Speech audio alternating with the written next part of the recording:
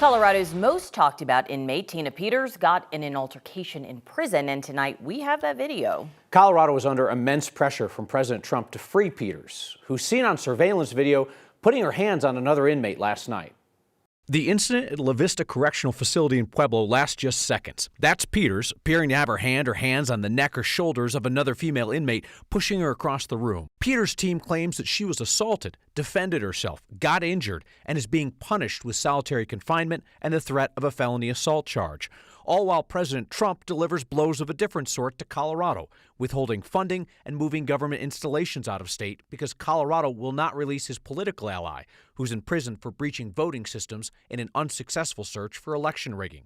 In the incident caught on camera Sunday night, Peter steps out of view in a doorway. Another inmate approaches and is partially obscured by the doorway for about a second. Then Peters is seen pushing her back across the room. The Department of Corrections says neither woman was hurt, that they were separated for their own safety, and that Peters is not in solitary. This isn't the first physical altercation involving the former Mesa County clerk that's been caught on camera. In 2022, she was seen kicking at a police officer, serving her with a search warrant in a bagel shop in Grand Junction. Court documents say officers told Peters, "Do not kick. Do you understand? And please relax." To which she yelled, "No." Meanwhile, what appeared to be a pretty surefire way to reduce Tina Peters' sentence might not happen after all. Late last week, Colorado's Court of Appeals questioned whether Peters was overcharged and oversentenced. They said that a misdemeanor was mistakenly listed as a felony, resulting in 15 months of her 9-year sentence. Our legal expert took a closer look today, and it turns out that misdemeanor did not exist at the time of Peters' crimes. One of Peters' charges was felony conspiracy to commit criminal impersonation for a crime that happened in May of 2021. She was charged with a felony because that's how the statute read at the time. But today, it's a misdemeanor. The law that was in effect at the time the crimes were committed is the law that applies. Peters was sentenced to 15 months on that specific charge. 9 News legal analyst Scott Robinson, who you heard from there, told us even though it was a felony at the time, since it was a misdemeanor at the time of sentencing, the judge could have chosen to give Peters a misdemeanor-type sentence on that charge, but did not.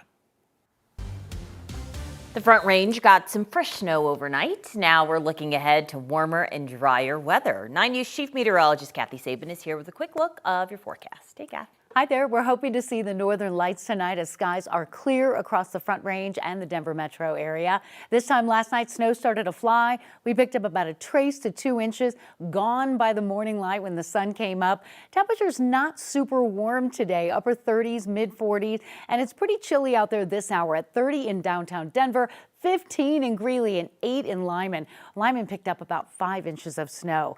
DIA came in with 2 officially, and the wind's been light all day, but now it's starting to pick up out of the west, and that may actually help to warm up those overnight minimums just a little bit. There's a weak front here separating cold Arctic air from milder air off to the west, but with the cloud cover basically out of the area, you might be able to catch a glimpse of the northern lights.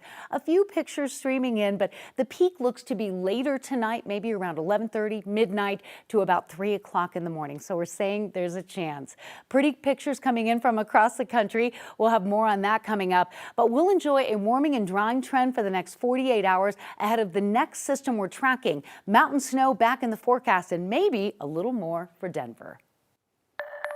Some business owners say they lost thousands of dollars in spoiled food and lost sales because of Xcel's public safety power shutoff last month. The utility cut power to tens of thousands of customers during a strong wind event over concerns one of their power poles could get blown over and spark a fire. 9 News reporter Shalima Maharaj joins us now. Shalima, those business owners say they've really struggled to get back what they lost. Yeah, that's right. Business owners in Boulder and Golden say that they have been hit hard by that outage. And now the mayor of Golden is pressing Xcel by writing the utility, pointing to breakdowns in communication, saying that basically vague timelines left people making some major decisions without clear information. And tonight, Boulder business owners say that they are continuing to pay the price. Friday, it was in the afternoon. That's when the power went out at Patricia Jameson's North Boulder restaurant, KT's Barbecue. We had to basically give away all of our hot food. We had to throw away some food. They didn't know for certain that they'd be impacted, but sure enough. It did put us really far behind. We had a couple $10,000 worth of pickups between Monday and Wednesday of Christmas week. And we were way behind on prepping for that because we couldn't smoke any of our meats over the weekend. Jameson says she gets where XL Energy was coming from. I live in Louisville, a couple blocks from the Marshall Fire, so I understand their need to turn off the power. For Hosea Rosenberg, I'm the chef and owner of Black Belly and Santo restaurant in Boulder. he's no stranger to power outages. They've happened several times at both of his businesses. The first thing I do is I rent a refrigerated truck. That's what he did last month. We got the food from both restaurants into the truck. The next day, the power went back on. So we unloaded everything into both restaurants. And as soon as we got that done, the power went out again. One of his restaurants was powerless for 5 days. He estimates between both places he lost tens of thousands of dollars. I've made claims in the past. You never get everything back, but that's just how insurance works, just like with anything else. But we've had enough claims now to where we're basically seen as a high risk business. I don't know how they solve the timing problems that they had. They kept saying, oh, it's going to be on in 4 hours. Oh, it's going to be on in 4 hours. And it was 24 hours later, before anything was really happening. Now, in a statement to us in response to Golden's letter, XL Energy says that it appreciates the feedback. The company, though, says that the shutoff was necessary to reduce wildfire risk. In the meantime, it says that it is continuing to review the concerns expressed in that letter. Live in Denver, Shalima Maharaj, 9 News. Over the weekend, Denver Public Safety sent an alert about a shelter in place to thousands of phones, some as far away as the airport. They later said it was only meant for a 2-block radius near DU. The alert went out just before 8 o'clock Saturday night. The message directed people to check the Denver Police X account for more information, but Denver Police didn't update their account for 45 minutes after the alert went out. Denver's wireless emergency alerts often direct people to the X accounts for the police department or the Office of Emergency Management. But 9 News Investigates found that 14 times since August, neither DPD nor OEM posted anything explaining what the danger was or whether it had been resolved. On top of that, some alerts were sent to areas far beyond the site of trouble. This means that alerting authorities have a very, very powerful tool at their fingertips, and they need to utilize it really carefully and recognize that trust is built on really effective messaging, especially when you're using this very powerful tool. Denver's Public Safety Department says they're reviewing the issues with this weekend's alert and working to make sure it doesn't happen again. Today, a federal judge chose not to block the Trump administration's new policy requiring a week's notice before members of Congress can visit immigration detention facilities. Colorado Reps Joe Neguse and Jason Crow were among several Democrats who sued to protect a federal law that allows U.S. legislators to conduct unannounced oversight visits at ICE facilities. Last month, Judge Gia Cobb temporarily blocked the Trump administration's oversight visit policy, ruling that it's likely illegal. Homeland Security Secretary Kristi Noem then signed a new memorandum earlier this month reinstating a 7-day notice requirement, just using a different justification. In today's ruling, that same judge stressed she was not ruling on the legality of the issue by allowing it to stand for now, but noted the procedural problem. Thousands of people showed up in Denver today for the city's annual MLK Parade.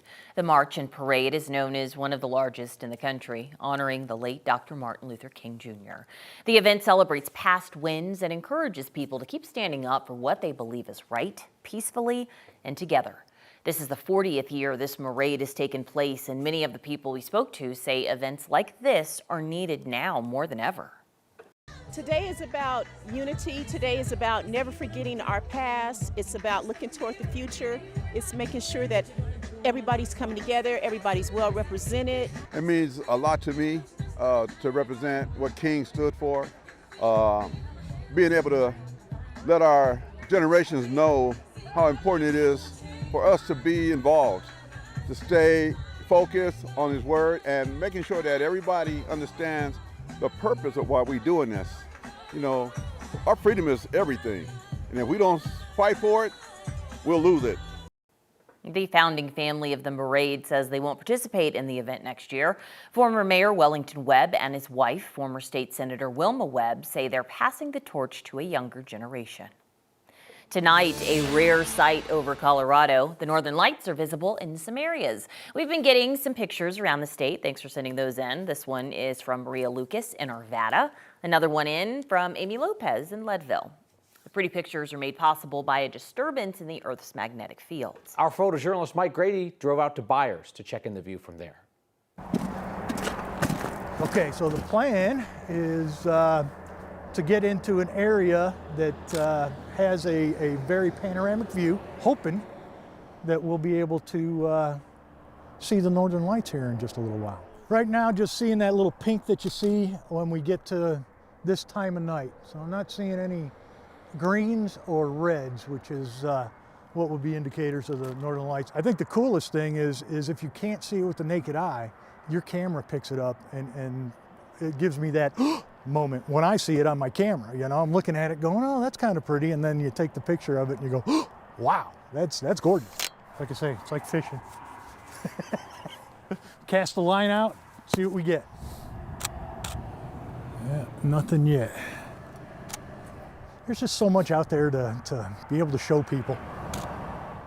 I want to share, you know, why take the picture if you're not going to share it? Yep, starting to show up. Because some of them don't have the technical know-how to get out here or want to stand out here in the freezing cold for an hour and a half. They'd rather wait to see my pictures, I guess, and that's rewarding too. You know, again, when you get those folks that just say, oh yeah, you captured it, nice. Don't have to do much with that.